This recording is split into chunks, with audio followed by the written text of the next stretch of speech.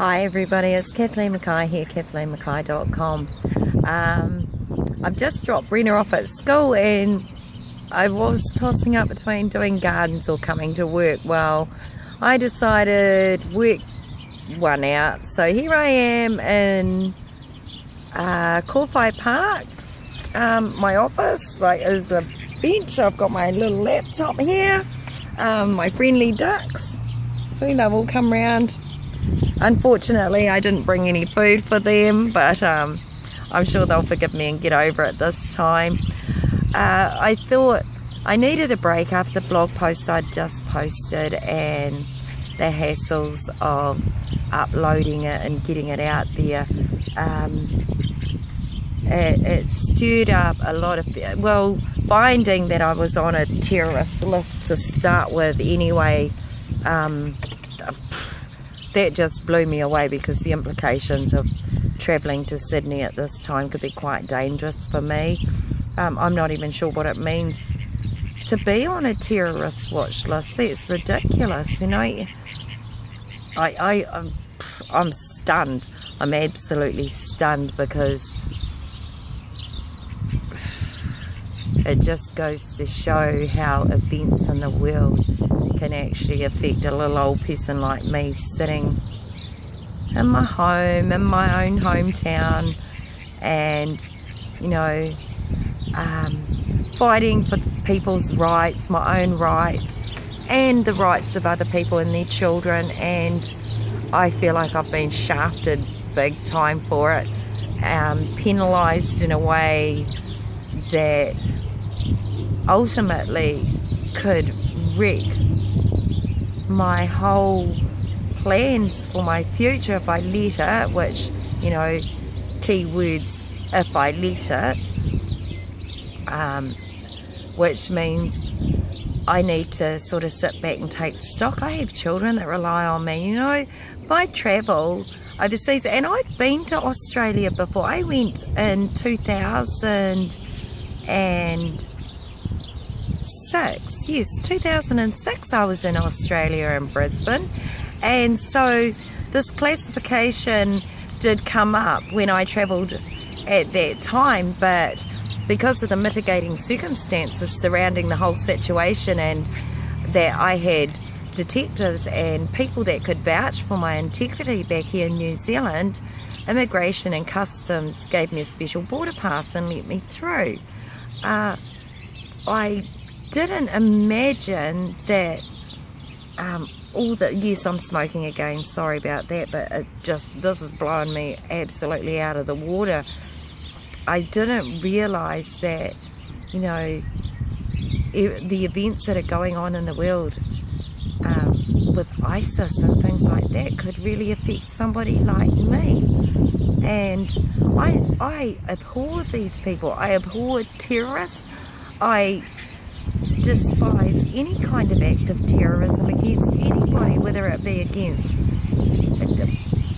a person, your neighbours, your friends, your families. Any act of terrorism is abhorrent. And to find myself lumped in the same category as these people, I find it so sickening that I'm nothing like these people, you know. Why has this even happened to me?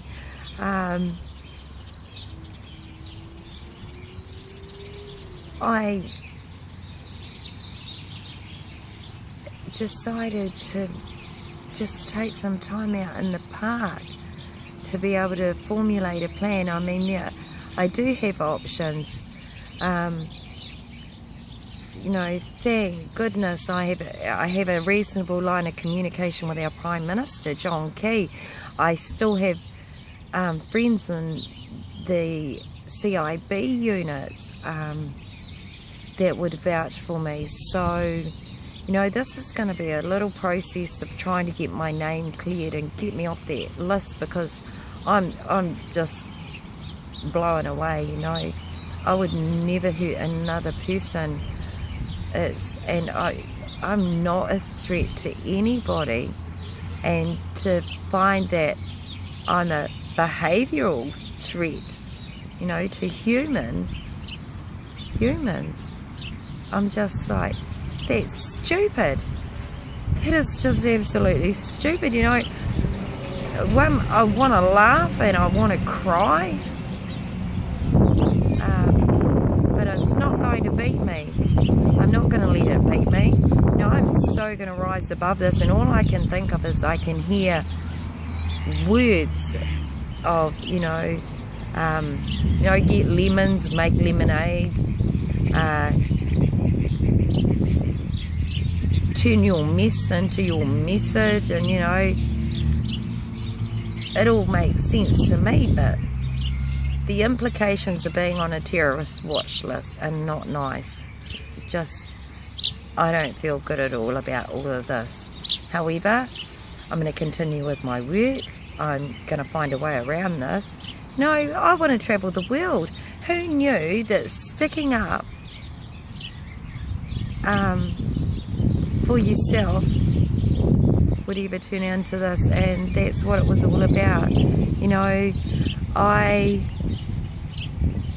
did mention in my blog post how the judge at the end of this all was a child rapist himself, who he ended up in jail, but that was after he'd slammed me, and all I did was fight with these police officers side by side within the legal system for over 3 years against perpetrators against me and others, only to be